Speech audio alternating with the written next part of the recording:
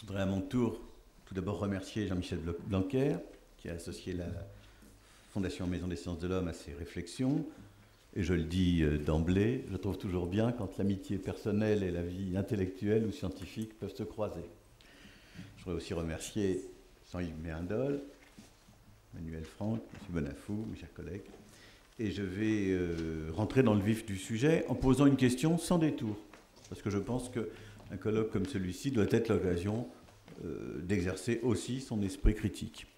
Faut-il encore parler d'air culturel? Faut-il encore en promouvoir le principe? Voilà la question que je voudrais poser. Bien entendu, cette notion d'air culturel a joué et joue encore un rôle décisif en général. Elle en joue un en particulier dans les deux institutions auxquelles j'appartiens, puisque j'enseigne à l'École des hautes études en sciences sociales et que je dirige la Fondation Maison des Sciences de l'Homme.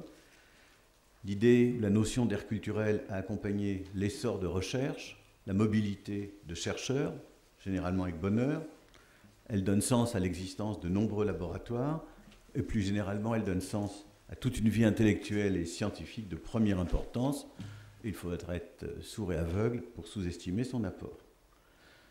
Je précise que c'est une notion qui ouvre les institutions académiques à des perspectives nouvelles, qui permet d'aborder des objets de recherche autrement que de façon purement disciplinaire, qui permet d'inventer des collaborations où les chercheurs échappent au carcan, précisément, des départements monodisciplinaires.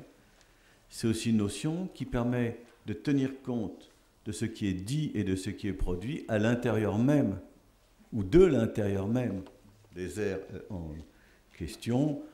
Je suis toujours frappé d'entendre dire qu'un très bon chercheur doit être extérieur à l'ère culturelle qu'il étudie. Ce genre de choses me semble totalement absurde.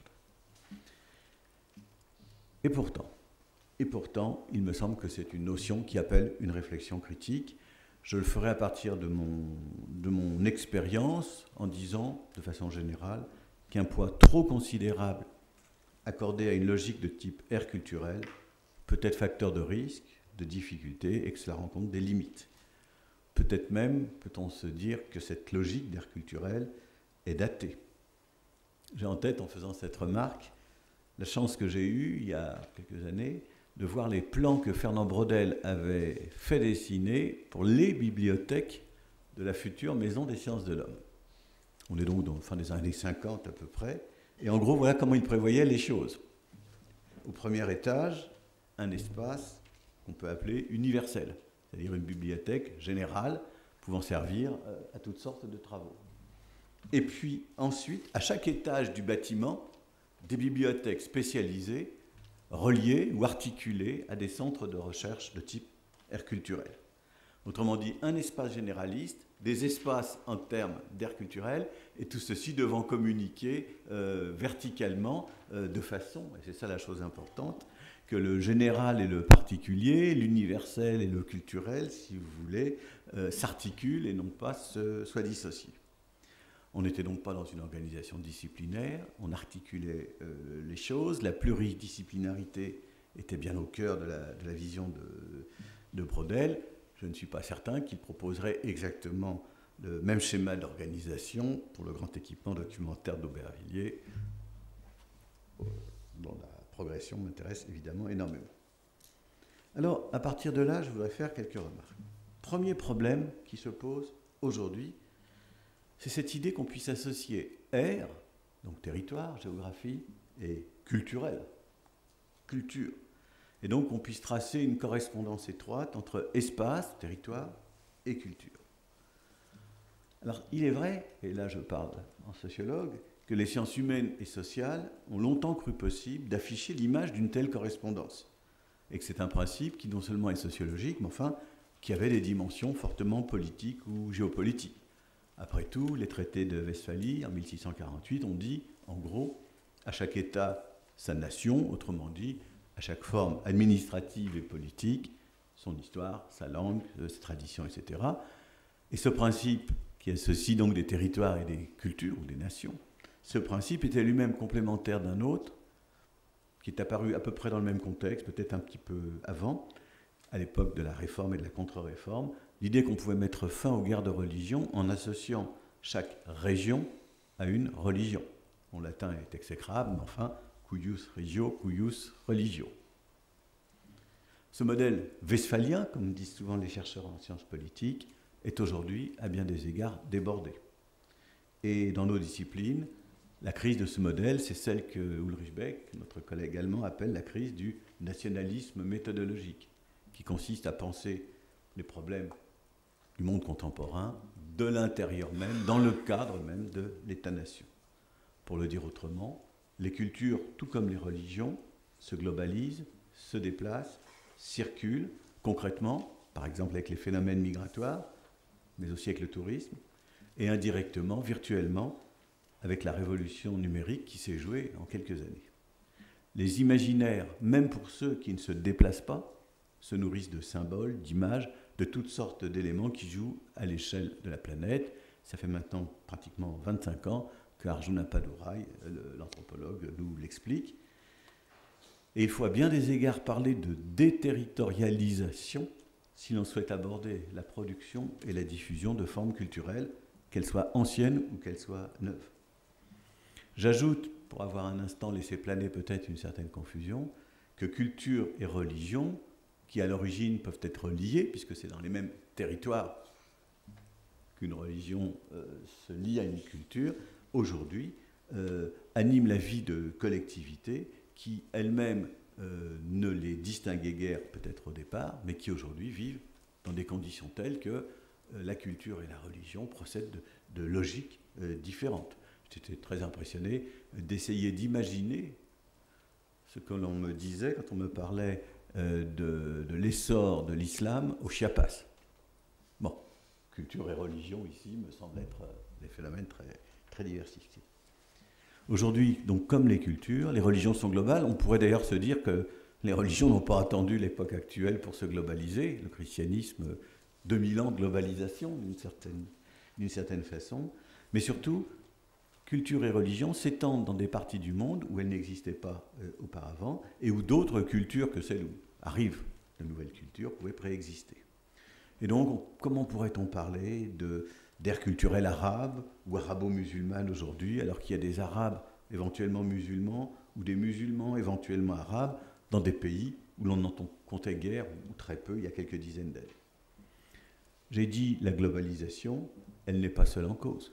Les grands changements géopolitiques peuvent aussi nous conduire à modifier nos représentations, et surtout les représentations qui voudraient figer certaines aires culturelles. Dans les années d'après-guerre, l'Empire soviétique, je prendrai juste cet exemple, pouvait donner l'image d'une vaste ère culturelle. Aujourd'hui, il suffit de faire du tourisme dans les républiques baltes ou de regarder ce qui se passe en Europe centrale pour voir que ces pays tournent assez massivement le dos à la Russie, alors même qu'on y compte encore des populations russophones ou d'origine russe non négligeables. D'où des tensions, des drames historiques. Parfois, on le voit en ce moment avec l'Ukraine.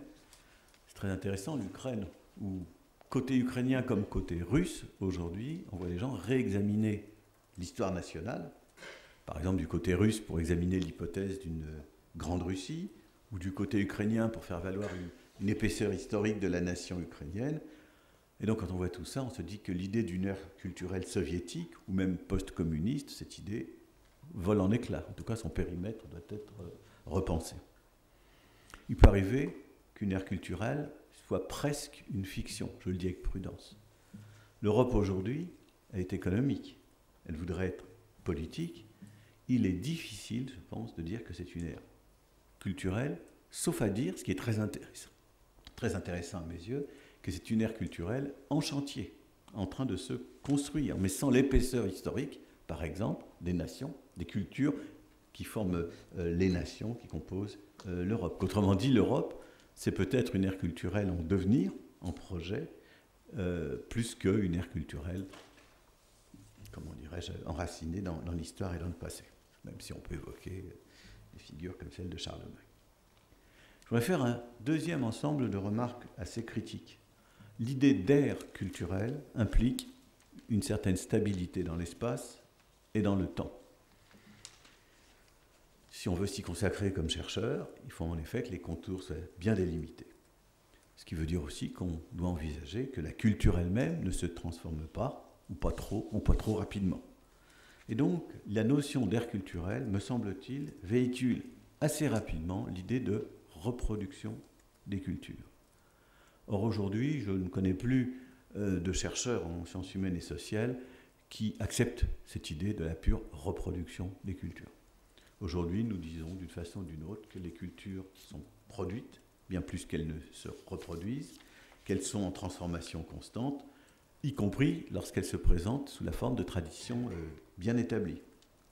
Il y a une trentaine d'années, l'historien Eric Hobsbawm et l'anthropologue Terence Ranches proposaient un livre dont le titre a fait beaucoup de bruit. Le titre était quelque chose comme, en français, « L'invention de la tradition ».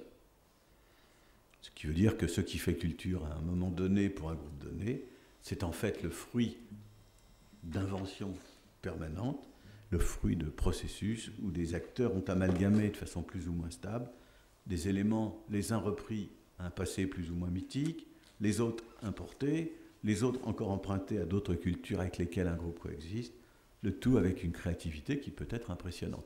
Je vous en donne juste un minuscule exemple pour me faire comprendre en termes plus concrets. Prenez le rap en France, le rap français.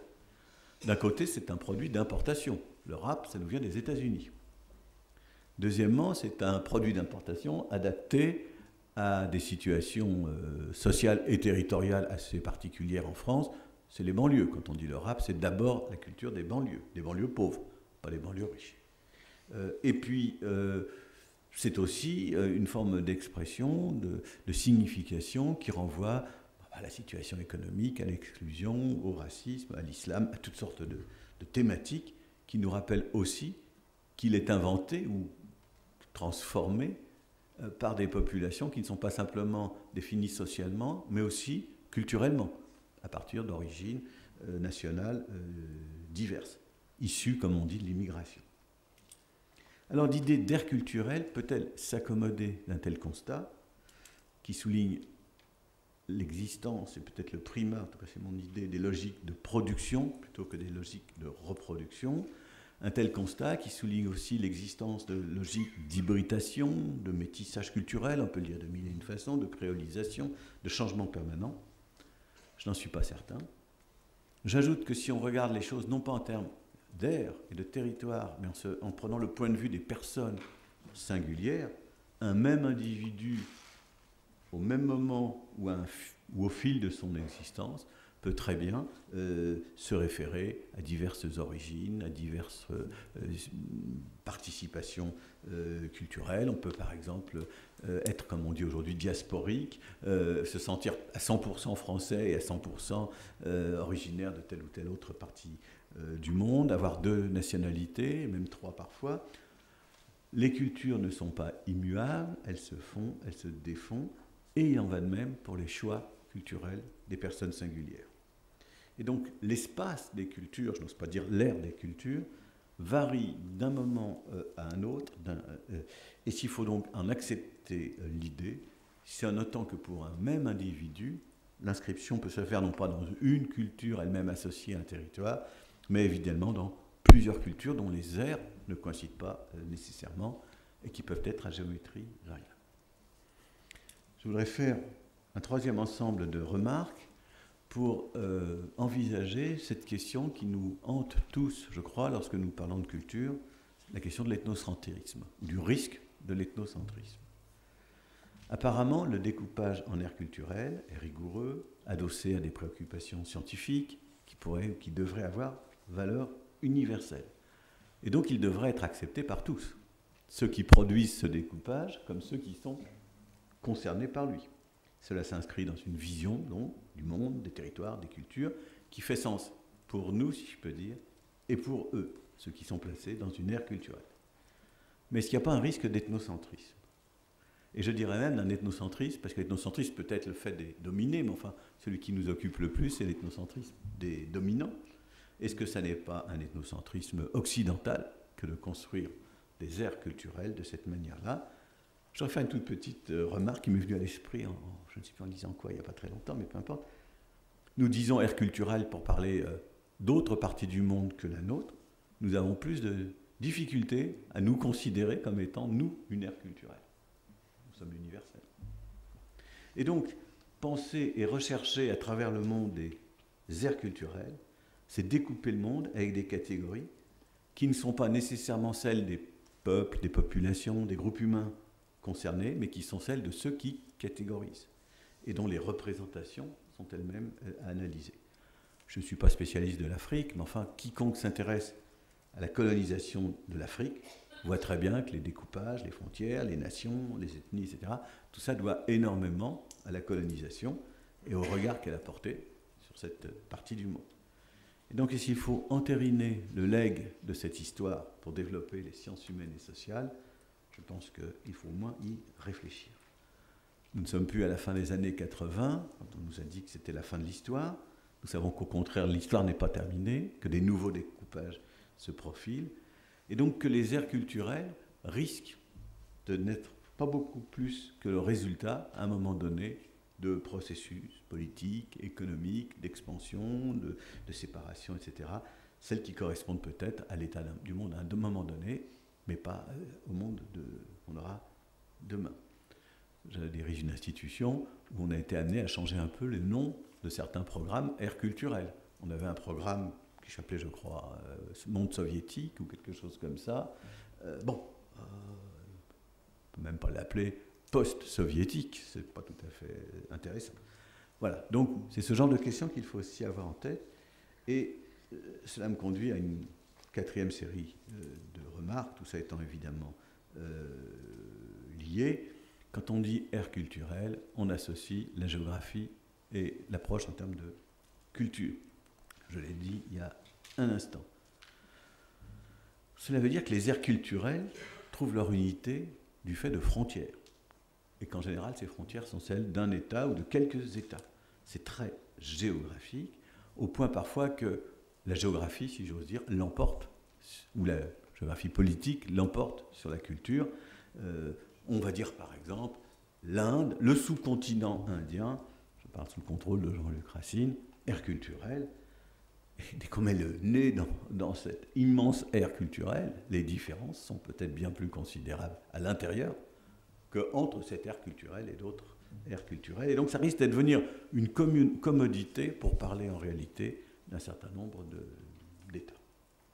Alors j'insiste bien sur ce problème de l'ethnocentrisme, on pourrait l'appeler un tout petit peu autrement et déplacer un tout petit peu la réflexion, mais en fait c'est à peu près la même. Tout ceci nous conduit vers, me semble-t-il, ce qui est le problème, c'est le risque du relativisme.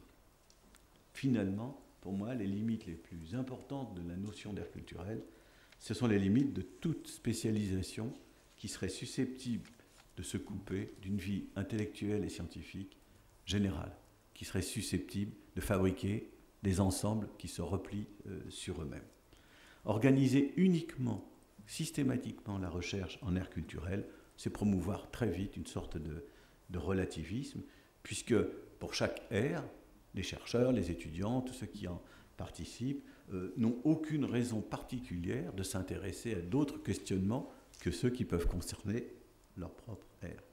Et donc, comment mettre en œuvre des catégories générales, des valeurs universelles, des disciplines et des approches disciplinaires qui peuvent quand même avoir leur utilité si nous vivons dans la fragmentation, la spécialisation et la faible ou la non-communication des chercheurs et des étudiants entre tous ces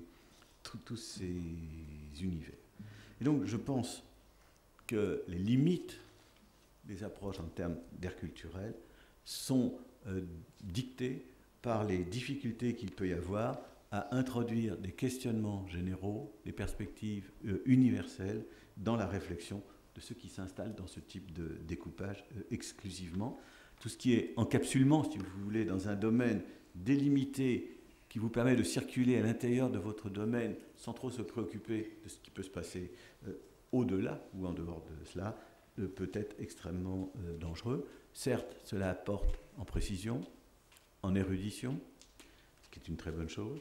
Certes, cela produit des connaissances, mais je pense que ça n'est véritablement acceptable qu'à condition qu'en même temps, cela permette de monter en généralité et d'articuler les préoccupations. Et donc, voilà le risque que je voulais souligner. Ce n'est pas une attaque en règle contre les aires culturelles, certainement pas.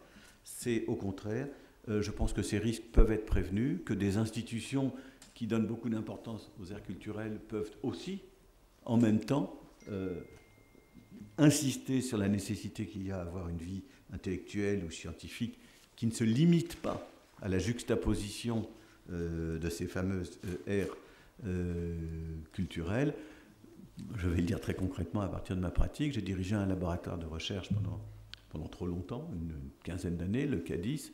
J'ai toujours encouragé un certain nombre de chercheurs, tous n'étaient pas concernés, à avoir une double appartenance. Une appartenance à un centre, disons, généraliste, et une appartenance à un centre, disons, aire culturelle. Et je trouve que c'est extrêmement sain et que c'est ce genre de démarche qui peut permettre d'éviter les problèmes que je viens de formuler. Autrement dit, réfléchir aux aires culturelles, c'est certainement mettre en avant la nécessité de les développer à condition de les articuler avec des logiques qu'on peut appeler universelles ou générales. Voilà ce que je voulais apporter comme contribution à ce colloque. Je vous remercie. Merci beaucoup, Michel. On ne pouvait pas rêver mieux pour commencer de façon critique et ainsi déjà mettre en perspective la thématique à la suite des interventions qu'on a entendues précédemment et qui déjà commençaient à mettre l'accent là où il faut. Donc, nous savons que tu dois partir avant la fin, donc tu es excusé d'avance, mais tu peux le faire même pendant le propos de Jacques Legrand, si l'on est d'accord.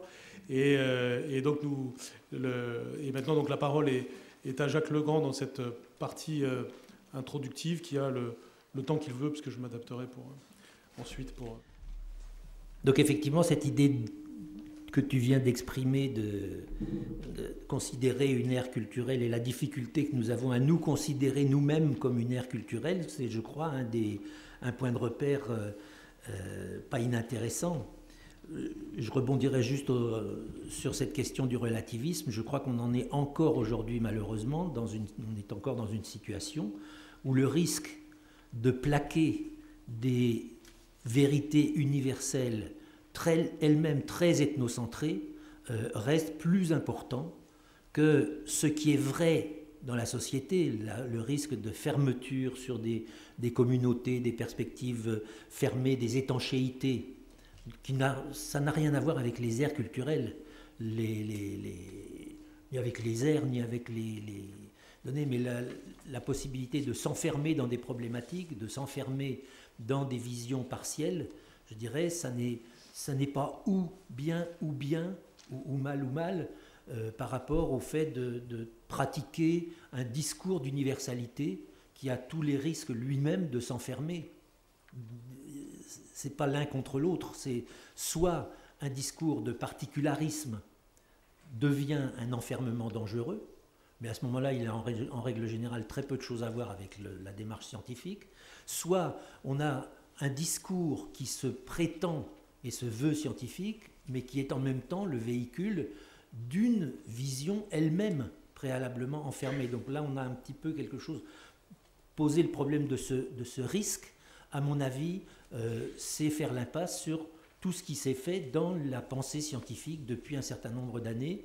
Il y a beaucoup de choses qui ont bougé, beaucoup de choses qui... Alors, pour aborder le sujet, je ne vais pas me lancer dans la mondialisation, la globalisation, etc., parce que je pense que là, on est au niveau où chacun, je dirais, peut faire ses expériences, développer ses propres démarches, développer ses propres parades, parce que des risques, je dirais, si on a une vie intellectuelle, il y a des risques intellectuels. Sinon, alors, c'est qu'on est dans la répétition des évangiles, si j'ose dire, sans m'attaquer à qui que ce soit. Mais le problème était de me dire, mais je pars de quoi? De l'objet. Qu'est-ce que, de là où je suis, je peux penser, y compris pas forcément, moi je n'ai pas d'attachement religieux au terme ère culturelle. Simplement, comment les multiples objets d'études, de réflexion qui sont les nôtres quand on est confronté à un ou à des terrains peuvent s'articuler et s'articuler avec effectivement la production d'une universalité de la pensée qui, je dirais, à des modèles sur lesquels nous pouvons réfléchir. Juste un exemple, plus personne ne se demande dans le domaine des mathématiques, à part certains historiens des mathématiques, quelles sont les racines indiennes, égyptiennes, chinoises, arabes, européennes, dans ce qui est aujourd'hui l'universalité mathématique. Je ne dis pas qu'il faut se plaquer là-dessus et se calquer là-dessus, mais c'est un regard sur le fait que, encore une fois, le particulier et l'universel ne sont pas en opposition avec l'un avec l'autre, que si on veut faire de l'universel un universel, on n'a pas d'autre façon de le faire que de le faire à travers, je dirais, l'ensemble le moins mutilé possible de réalités concrètes, spécifiques, datées ou datables, ou non datées et non datables, mais qui interviennent dans, je dirais, des réseaux. C'est pour ça que l'image d'un point de départ, en quelque sorte d'un point de référence unique, c'est un peu ce que j'appellerais l'image, c'est un monde en abîme, avec un Y. Hein, c'est-à-dire cette image, vous savez, c'est miroir dans le miroir, dans le miroir, dans le miroir. Moi, ça me gêne beaucoup de travailler comme ça, donc je me suis dit, tiens, je vais renverser la machine. Au lieu de travailler, de voir les choses en abîme, je vais les voir en amibe. C'est-à-dire toutes les réalités comme des superpositions de structures ou de réalités beaucoup plus mobiles, beaucoup plus fluctuantes. Et je pense que de ce point de vue, le développement de la réflexion, dans le domaine des sciences humaines et sociales, mais peut-être pas seulement, et en tout cas, je pense à un domaine en particulier qui est celui des langues, on est encore très fortement marqué par une datation qui est, je dirais, la classification positiviste, largement empruntée au naturalisme, bien au travail des naturalistes, pas au naturalisme comme philosophie ou comme esthétique, mais le travail des naturalistes. Bon, on devrait savoir aujourd'hui que nos camarades botanistes passent leur temps à réviser leur classification, je dirais à peu près tous les 15 ans aujourd'hui. Et en même temps, on continue à essayer de nous vendre des visions de la diversité et de la multiplicité des langues. Je caricature bien entendu, mais c'est très volontairement, qui serait une vision où les langues seraient de l'espèce de point, avec un point de départ unique, encore une fois une vision en abîme renversé, et puis où il y aurait eu des étapes de diversification, de démultiplication, et donc des familles de langues et des branches, et donc avec des genres, des branches, des familles, des espèces, des variétés, etc. Tout à fait comme on a classifié pendant très longtemps les espèces zoologiques ou botaniques. Donc là, ne pas partir tout de suite sur l'objet, mais s'intéresser à la façon dont on y réfléchit, dont l'outil de réflexion et de recherche se pense lui-même et s'organise, je crois qu'effectivement, l'INALCO, de ce point de vue, je ne vais pas redire ce qu'a dit Manuel, avec lequel je suis évidemment complètement en accord, juste je rajouterai un élément. On est en permanence confronté à la possibilité d'illusion d'optique. Comme on dit toujours, à l'INALCO, on est très fiers parce que nous enseignons une centaine de langues. C'est formidable. Ça ne nous oblige à en laisser de côté qu'environ 7500. Bon, c'est pas insurmontable. Nous sommes ici dans un domaine qui est celui des langues orientales. Autre illusion d'optique tout à fait intéressante. Ce terme n'est pas un terme géographique, c'est un terme historique, et spécifiquement historique. Manuel a rappelé l'importance du siècle des Lumières, et je dirais, il faut même remonter un tout petit peu avant, c'est-à-dire au baroque, et au règne de Louis XIV, à la politique de Colbert, puisque c'est là qu'on part. C'est Colbert qui, créant la Compagnie des Indes orientales, en profite pour créer, à l'ouest du royaume, le port de l'Orient, avec une apostrophe, et que, je dirais, la lignée dans laquelle se trouve intellectuellement un établissement comme l'INALCO, même encore aujourd'hui, est l'héritier de cette ouverture au monde. Mais une ouverture au monde que la substance de l'époque amène à être tournée vers l'est du bassin méditerranéen. On est encore à l'époque où les Ottomans vont faire le siège de Vienne, et où il va falloir qu'un roi polonais vienne jeter l'épée par-dessus la fabrique, si j'ose dire, et mettre un terme à une longue période de intégration du fait ottoman dans une ère culturelle européenne qui, je dirais, a du mal à se penser, même encore aujourd'hui, avec ces éléments d'interpénétration. Donc ces dimensions multiples, je dirais, sont intéressantes. Ça m'amène tout droit à cette question, à revenir encore une fois sur cette question du rapport connaissance-discipline. Il faut bien s'organiser, mais je dirais on a en permanence à faire évoluer nos propres cadres et les propres outils, sachant que cadres et outils de connaissance et de recherche ne sont jamais complètement indépendants les uns des autres. Et je pense que de ce point de vue, la découverte de l'interdisciplinarité, de la transdisciplinarité, à partir de ce moment-là, la définition d'aire, y compris même pas nécessairement au sens d'une géométrie, non pas d'une géographie, mais d'une géométrie des aires, je dirais, il faut la penser de façon beaucoup plus, vectorielle que territoriale. Et de ce point de vue, à ce moment-là, on est capable d'intégrer la façon dont de multiples plans superposés et intégrés simultanément. Ça paraît difficile à penser qu'un plan puisse être à la fois extérieur à un autre et dans ce même plan. Ben pour ça, il suffit, pour revenir aux mathématiques, de ne pas se contenter d'Euclide. Pensons à Lobachevsky, à Riemann, et on va très bien s'apercevoir de ce que les sciences humaines et sociales sont capables elles-mêmes aussi de montrer dans les réalités que nous sommes dans l'obligation d'aller étudier au plus près, sur le terrain et souvent sous le terrain, mais qu'il devient compréhensible et normal que, effectivement, un terrain n'est pas qu'un terrain est un mouvement, un terrain est une transformation, il ne peut pas en aller autrement, et les interdisciplinarités, voire les transdisciplinarités de ce point de vue, à un moment donné, je pense que le travail sur la réalité des aires culturelles, en associant cette réflexion globalisante et le travail le plus pointu possible sur la mise en évidence des faits, des éclairages, etc., nous amène à considérer interdisciplinarité et transdisciplinarité comme des phases elles-mêmes transitoires dans le devenir de la connaissance.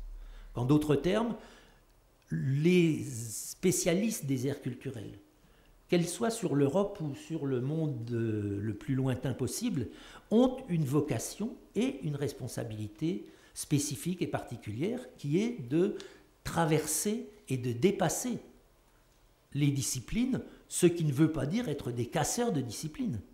Mais aucune discipline n'a jamais vécu autrement qu'en se développant, et se développant autrement qu'en essayant d'aller vers sa plus large et sa plus grande universalité, non pas en proclamant universel ce qu'on croit être soi-même, donc on en revient à l'idée, et alors se prendre soi-même pour aire culturelle, est-ce bien raisonnable?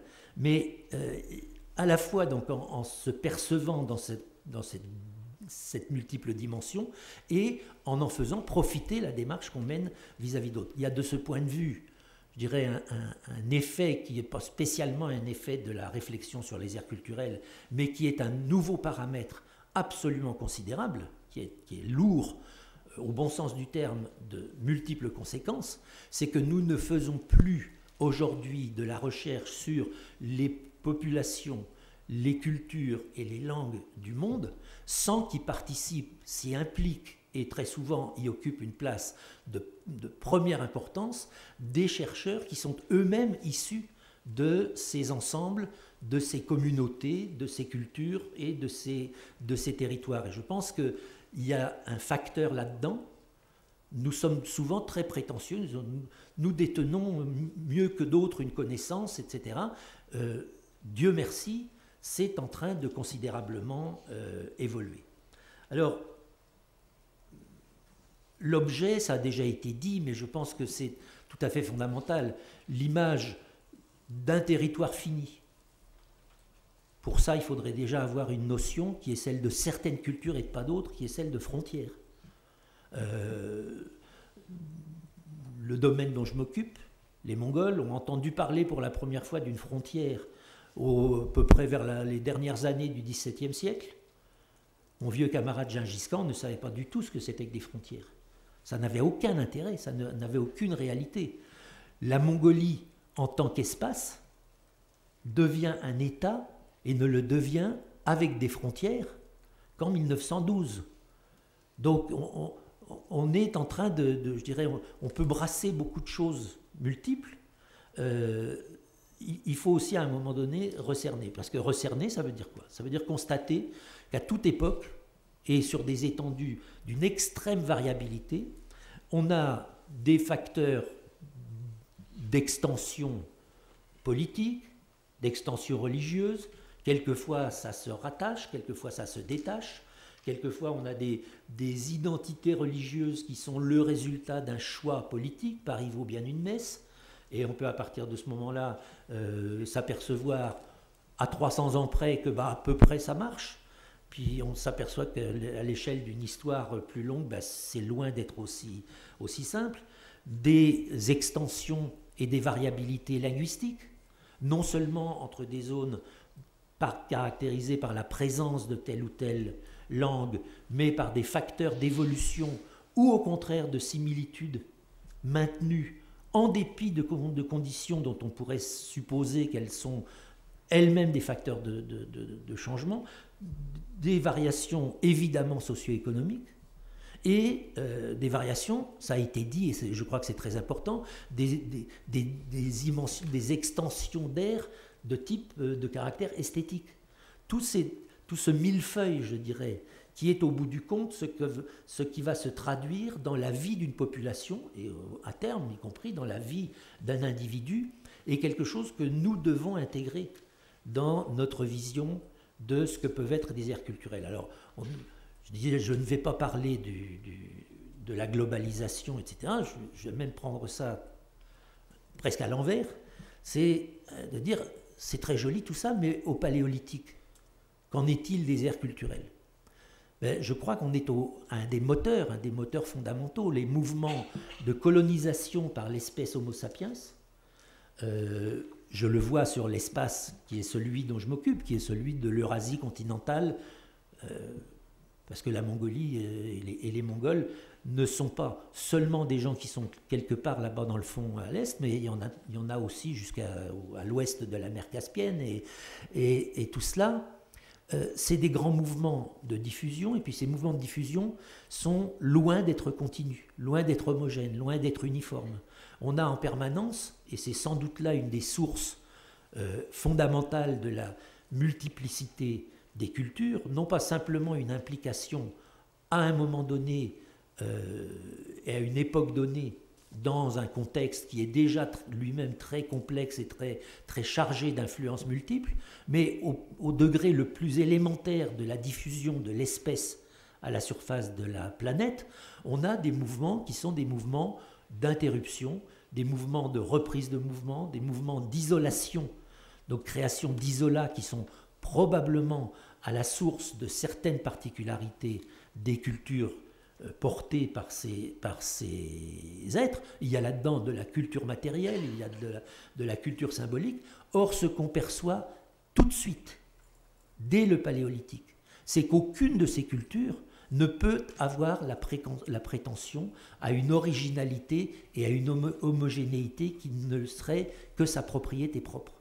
Dès les traces les plus anciennes de l'humanité, on peut mettre en évidence la réalité de contact, la réalité d'échange, la réalité d'inter-influence, et que c'est cela qui à la fois crée les cultures, définit, mais vous voyez quand je parlais d'amibes tout à l'heure, c'était pas tout à fait innocent, l'impossibilité, je dirais l'absurdité qu'il y aurait à vouloir, et un mouvement qui voudrait aller dans ce sens, qui voudrait penser les aires culturelles dans ce sens d'un catalogage qui nous ramènerait aux classifications botaniques et zoologiques, je dirais, irait contre l'état déjà acquis de la connaissance et contre les possibilités que nous pourrions avoir de faire avancer ces connaissances. Donc je ne vais pas essayer d'aller beaucoup plus loin, c'est presque plus un borborigme onomatopée que nous retrouvons en mongol. Donc là aussi, la multiplicité des interinfluences est-elle là? L'unité de l'humanité est-elle à l'œuvre? Je vous en laisse juge et je vous remercie pour votre attention.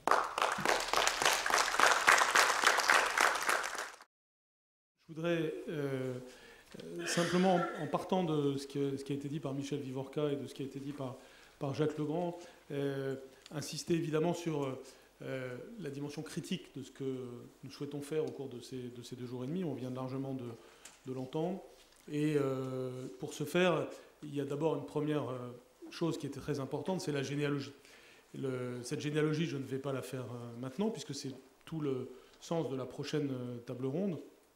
Donc nous allons entendre les intervenants, mais on a déjà commencé à la toucher du doigt. Alors là, à l'instant, de manière très profonde, puisque nous sommes allés jusqu'au Paléolithique, mais même dans une histoire plus récente, évidemment, il est absolument décisif de comprendre ce qui est à l'origine du concept d'aire culturelle, puisqu'on doit non seulement désessentialiser ce que les aires culturelles font au titre des objets qu'elles appréhendent, mais même les désessentialiser quant à leur histoire propre. Elles ne sont pas venues de nulle part, elles avaient un objectif, et c'est évidemment très important de le pointer.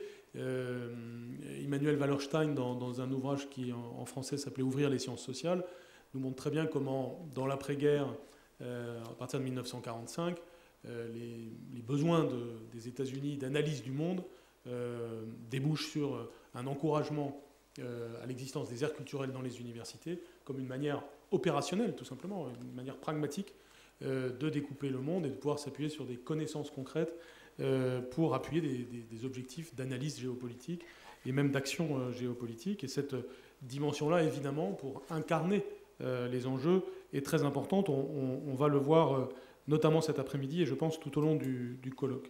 Il y a donc premièrement une importance de la généalogie. Il y a en second lieu, et on vient de le voir aussi, une importance de la sémantique. Et je crois que si dans aire culturelle il y a quelque chose qui pose problème, c'est évidemment dans le deuxième mot de ce terme. C'est culturel qui pose problème. Je crois qu'il faut tout de suite le dire, et ça a été dit assez implicitement, je le dis maintenant explicitement. D'abord parce que cette expression n'est pas universelle, elle est bien française, et elle crée une ambiguïté supplémentaire. En anglais, c'est Area Studies, et donc le mot culturel ne vient pas charrier toute une série de connotations dont il faut ensuite, entre guillemets, se débarrasser, comme vous venez tous les deux d'essayer de le faire devant nous, de façon à essayer de retrouver un caractère meilleur du concept. Donc on voit bien que le mot pose problème. Le mot aire culturelle pose problème dans tous les sens de l'expression, qu'un but intellectuel que l'on peut se fixer au cours de ces 2 jours et demi, c'est d'essayer de voir finalement quels sont des mots plus appropriés pour désigner la chose, c'est-à-dire notre capacité à appréhender le monde selon les territoires, même si ces territoires varient ensuite selon les problématiques scientifiques que l'on pose. Et c'est ce qui me frappe, c'est que la critique est absolument indispensable, mais en même temps, elle montre très vite ses propres limites.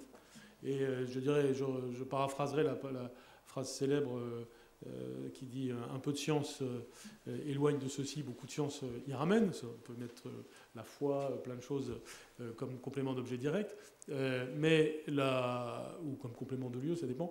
Mais là, c'est un peu de science nous éloigne des aires culturelles, beaucoup de science nous y ramène. Autrement dit, il est indispensable de faire une critique scientifique, épistémologique des aires culturelles, et en même temps, très vite, l'approche scientifique nous oblige à y revenir, évidemment, de manière transformée, pas comme dans un retour en arrière, mais au contraire comme dans une volonté de tirer les leçons de la critique. De ce point de vue-là, l'évocation par Michel Vivorka du paradigme westphalien est particulièrement éclairante, je trouve, parce qu'elle nous montre bien, je pense, à quel point le paradigme d'ère culturelle est, on pourrait dire, un paradigme d'ancien régime, un paradigme d'un monde fixe, d'un monde qui cherche à fixer, que ce soit la religion ou la culture, selon un territoire, parce que c'est aussi un monde qui peut se le permettre, tout simplement, pour des raisons qu'on pourrait appeler technologiques, qui sont aussi évidemment des raisons politiques. Et bien entendu, ce monde a changé, et il a changé assez vite, il a changé dès la fin du XVIIIe siècle, et c'est pourquoi il me semble qu'on peut rassembler autour de deux grandes catégories de critiques ce que l'on vient d'entendre. Il y a ce qu'on pourrait appeler une critique des modernes et une critique des postmodernes. Il y a la critique des modernes, d'une certaine façon, c'est par celle-là que Michel Vivorka a terminé, alors qu'il avait commencé par ce que j'appellerais la critique des postmodernes. Cette critique des modernes, c'est de dire que les aires culturelles, c'est anti-universaliste. Qu'au fond, et donc c'est d'une certaine façon une critique que le XVIIIe siècle des Lumières a pu faire au siècle précédent. Et donc c'est déjà une critique qu'on voit arriver assez vite et qui est attention, avec les aires culturelles, vous êtes dans le particularisme, vous êtes dans une forme de négation implicite, voire explicite, de l'universalité de l'homme. Et c'est évidemment, à certains égards, et à certains égards seulement, anti-scientifique comme approche. Et puis il y a une deuxième catégorie de critique, presque inverse, c'est ce qu'on pourrait appeler la critique des postmodernes. Et là, cette fois-ci, c'est attention, avec les aires culturelles, vous négligez le particulier, et vous négligez notamment la dimension constructiviste du particulier. Autrement dit, le fait que il n'y a, et c'est ce que vous venez de redire, il n'y a pas de culture qui ne soit une construction, et cette construction, elle ne saurait se saisir dans des catégories préétablies. Et donc, les aires culturelles apparaissent comme doublement dépassées, donc dépassées par la critique moderne, dépassées par la critique postmoderne. D'une certaine façon, si elles ont une si grande force quand même dans les sciences humaines et sociales, aussi bien au XIXe qu'au XXe siècle, c'est bien qu'elles correspondaient à quelque chose. Ce sont des survivantes, si j'ose dire, de critiques extrêmement puissantes des deux paradigmes dominants des périodes que nous venons de vivre. Pourquoi un tel caractère coriace des aires culturelles? C'est, je crois, ce qu'il faut essayer de comprendre pour essayer de surgir avec quelque chose de plus pertinent. Et de ce point de vue-là, je pense qu'il y a trois pistes de réflexion. La première, c'est, je l'appellerais très trivialement, le besoin du concret. Et ce besoin du concret, il est à la fois scientifique et politique. Il est scientifique parce que, tout simplement, la science suppose un terrain, elle suppose un objet, et qu'à rebours de la critique, que j'ai appelée la critique des modernes, on voit bien qu'il est absolument vital dans les sciences humaines et sociales d'avoir des objets concrets, des territoires concrets, que des affirmations désincarnées dans les différentes sciences humaines et sociales partant de l'universel peuvent tout à fait être anti-scientifiques. Et de ce point de vue-là, l'arroseur est arrosé, la critique des Lumières trouve elle-même ses propres limites, puisque l'universel peut déboucher en quelque sorte sur l'abstrait. Et puis, toujours au titre du besoin du concret, il y a un argument politique. Et cet argument politique, il faut aussi le regarder en face, puisque aux origines des aires culturelles, il y a une dimension politique et géopolitique. Il ne faut pas faire comme si elle n'était pas là. Et là, on renvoie à la question de la capacité d'analyse. Et de ce point de vue-là, je pense qu'il est intéressant de comparer 1945, dont j'ai parlé là, et puis 2001, c'est-à-dire ce qui se passe après le 11 septembre, et comment on voit de nouveau, tout particulièrement aux États-Unis, mais aussi chez d'autres puissances géopolitiques, la nécessité du concret, le besoin du concret, c'est-à-dire, en l'occurrence, très concrètement, des spécialistes du monde arabe, après le 11 septembre 2001, confèrent tout ce qui a été dit, par exemple, sur les faiblesses du renseignement américain en la matière, et bien entendu, très articulé aux compétences académiques, même si ça fait à des oreilles universitaires, tout ceci grince comme un ongle sur un tableau noir. Mais le fait est qu'il y a bien là un enjeu, et que c'est un enjeu très important. Il y a donc, premièrement, le besoin du concret qui nous ramène les aires. Et volontairement, je dis les aires et pas les aires culturelles. Et puis, deuxièmement, il y a ce que j'appellerais flux et chevauchement, c'est-à-dire deux grandes caractéristiques de la mondialisation. Les flux, puisque nous sommes dans un monde de flux, C'est une façon un peu simple de caractériser les phénomènes sociaux que nous analysons, mais bien entendu, l'un d'entre eux, c'est par exemple le phénomène migratoire, mais c'est aussi les flux de marchandises, les flux digitaux, qui sont des réalités fondamentales des temps de la mondialisation, et qui, bien entendu, remettent complètement en cause un découpage fixiste du monde. Et de ce point de vue-là, l'approche par le territoire est d'une certaine façon une manière d'essayer de comprendre les flux, puisque plus il y a des flux, plus on a besoin de réfléchir à des points de départ et à des points d'arrivée, de réfléchir aux circuits, de réfléchir au réseau, et ceci, évidemment, passe par des territoires. Et puis, c'est aussi un monde d'intersection, un monde de chevauchement. Et là, c'est peut-être un des points les plus importants. J'ai utilisé l'expression géométrie variable de la mondialisation, parce que c'est évidemment ce à quoi nous sommes tous confrontés. Vous l'avez dit, s'agissant de la Mongolie, qui est effectivement un très beau cas. Dans le cas des Amériques, nous sommes a priori devant un cas plus simple que d'autres, parce que le continent américain peut être circonscrit, plus que l'Europe, par exemple, ou même l'Asie. Mais néanmoins, bien entendu, nous sommes confrontés aux géométries variables de la mondialisation.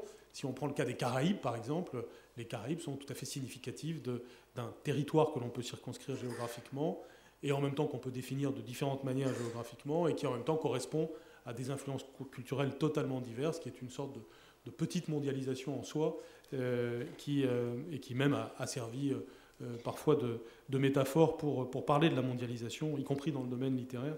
Je pense évidemment à Édouard Glissant. Et puis, il y a une troisième catégorie de justification à l'existence de cette démarche par les airs, et c'est la question que vous avez abordée, et donc je ne serai pas long là-dessus non plus, qui est celle de l'interdisciplinarité et du comparatisme.